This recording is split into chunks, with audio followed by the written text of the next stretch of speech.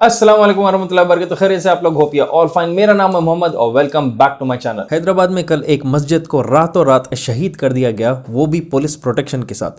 कई सारे प्रोटेस्ट उसके बाद एरप्ट हुए, जहां पर शमशाबाद एक एरिया है हैदराबाद में, वहां की एक मस्जिद को शहीद कर दिया गया था, जिसका नाम है मस्जिद ए ख्वाजा महमूद। बताया जाता है कि ये मस्जिद शमशाबाद के ग्रीन एवेन्यू कॉलोनी में 3 साल पहले कंस्ट्रक्ट किया गया था, जहां पर रेगुलरली 5 वक्त की नमाज होती थी। हर हफ्ता जुम्मे की नमाज भी यहाँ पर पढ़ाया जाता था। ये कॉलोनी 15 एकड़ के ऊपर है, जहां पर मेजोरिटी ऑफ लोग जो रहते हैं वो पूरे मुस्लिम्स है। बताया जाता है कि 2016 में ताहिर अली और तैयब अली, ये 2 लोग हैं प्रेस्टीज इंफ्रा वेंचर के, और इन्होंने 2 प्लॉट्स मार्क किए थे 250 गज के वहां की मस्जिद के कंस्ट्रक्शन के लिए। इस चीज को देखते हुए जैसा मस्जिद कंस्ट्रक्ट हुई, उसी के एडजेसेंट प्लॉट में एक आदमी है जिसका नाम है विशाल सिंह। बताया जाता है कि उसने कोर्ट को अप्रोच किया, पिटीशन फाइल किया इस मस्जिद के कंस्ट्रक्शन के खिलाफ, कहते हुए कि ये इलीगल है। जबकि वहां के लोग अतराफ के पूछने पर बता रहे हैं कि खुद विशाल सिंह का जमीन यहाँ पर इलीगल है। प्रॉब्लम यहाँ पर यह है कि केस अभी कोर्ट में चल ही रहा था और उसका फैसला बहुत जल्द आने वाला था, कि उससे पहले विशाल सिंह के इस केस को सीरियसली साइबराबाद पुलिस ने लिया,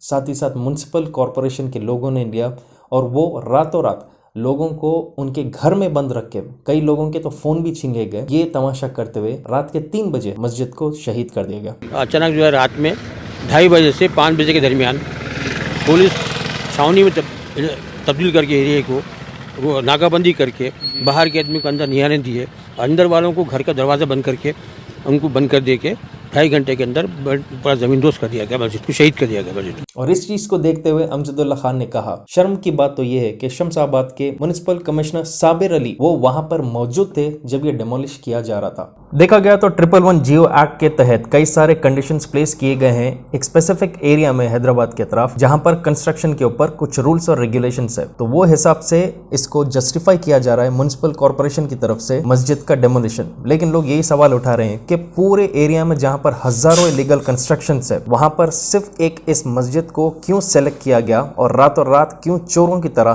3 बजे इसको डेमोलिश करने का प्लान एग्जीक्यूट किया गया। आप एरिया कॉर्पोरेटर है ना, तो आपकी बगैर नॉलेज में रखी गई इंटीमेशन दिए के करें ना, इन लोगों का काम ये इंटीमेशन नहीं है, हमको कोई इंटीमेशन नहीं है। इससे पहले जो है तोड़ने आए थे तो तोड़ने आए थे, जब भी डिमोलिश करने आए थे मेरे को उन लोग इतना दिए थे, हम लोग आ रहे हैं वहाँ पर डिस्टर्बेंस कर रहे, नहीं करने दे रहे लोगों को। तो मैं गया था वहाँ पर, जाके लोगों को समझाया था।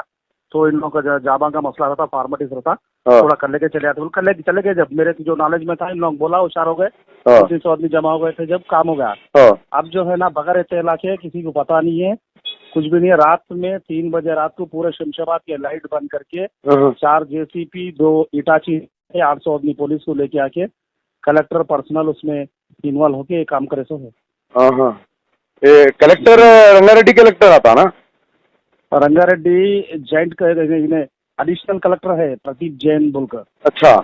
अब यहाँ पर लोग यही प्रोटेस्ट कर रहे हैं कि टीआरएस जो अपने आप को सेक्युलर बताती है, हाउ कम उसके अंडर ये इतनी घिनौनी हरकत कैरी आउट किया गया, वो भी बिना कोर्ट के किसी फैसले के, क्यों रातों रात इस इलीगल तरीके से डेमोलिश किया गया। और लोग यही पूछ रहे हैं सवाल अब केटीआर को कि क्या यही सेक्युलरिज्म अब टीआरएस का है? क्या वो सिर्फ बातों के हद तक है और अंदरूनी क्या वो उनके भी दिल में जहर है मुस्लिम्स के खिलाफ? और साथ ही साथ लोग मजलिस इत्तेहादुल मुस्लिमीन इमाम को भी सवाल कर रहे हैं कि हाउ कम आपके कोई भी एमएलए वहां पर ज्यादा आए नहीं एक्सेप्ट एक एमएलए, और क्यों असदुद्दीन ओवैसी ने इस चीज के बारे में एक ट्वीट भी नहीं किया? इस चीज को देखते हुए हैदराबाद के भी उलेमा ने क्या कहा, ये देखिए। बाज लोग ऐसे मालूम हो रहे हैं कि ये हुकूमत को बदनाम करना चाह रहे हैं, या ये भी मुमकिन है कि हुकूमत खुद उनको इशारे दे रही है कि हम एक तरफ अपना सेकुलर होने का लोगों को यकीन दिलाएंगे और दूसरी तरफ तुम मसाजिद को शहीद करो।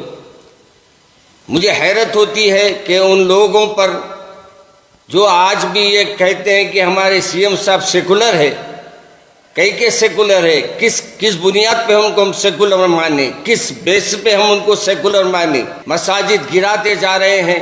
हाल ही में नूरी मस्जिद का भी किस्सा सामने आया शमशाबाद की, कि उसके मलियों को गिरा दिया गया और आज एक मुकम्मल मस्जिद को शहीद कर दिया गया। मैं हुकूमत से सवाल करना चाहता हूँ, और खुसूसन होम मिनिस्टर साहब से और हमारे चेयरमैन साहब से, कि जब वो मस्जिद वाले आपसे रुजू हुए तो आपने क्या कार्रवाई की? डायरेक्ट हम ये कहेंगे कि मस्जिदों को जो गिराया गया फौरी उसकी तामीर की जाए, और ये जो शर किए हैं उनको फौरी वहाँ से उनके तबादले करे जाए या उनको मुअत्तल किया जाए। और ये भी मैं आवाम से अपील करता हूँ कि आप एहतजाज करें मगर कानून को हाथ में ना ले। लेकिन कई सारे टीआरएस के लीडर्स अब यही कह रहे हैं कि ये एक साजिश है कुछ कम्युनल एलिमेंट्स की टीआरएस के गवर्नमेंट को बदनाम करने के लिए। पता नहीं वो किसके तरफ इशारा करना चाह रहे हैं, म्युनिसिपल कॉरपोरेशन के कुछ लोगों के बारे में या पुलिस के अंदर कुछ डिपार्टमेंट के ऐसे लोग हैं जो उसमें इन्वॉल्व थे। कोई चंद लोग यहाँ पर सियासत कर रहे हैं। भी सियासत कैसी हो रही बोलते हो, यहाँ पर टीआरएस गवर्नमेंट को बदनाम करना, टीआरएस गवर्नमेंट को बदनाम करना, जैसा जैसा वहाँ जो बाहर चल रहा अभी वैसा माहौल तैयार करने का से थोड़े लोग क्या करे बोलते इसको ये ओपन जगह है, मस्जिद नहीं बनाना यहाँ। इस चीज को देखते हुए हैदराबाद के भी कई सारे हिंदू भाई आए और उन्होंने भी स्टेटमेंट दिया कि वो मुस्लिम्स का साथ दे रहे हैं और ये डेमोलिशन कंप्लीटली इलीगल था और इसके तहत हैदराबाद में हिंदू मुस्लिम का एक कम्युनल माइंडसेट क्रिएट करना चाह रहे हैं ये डेमोलिश करते हुए।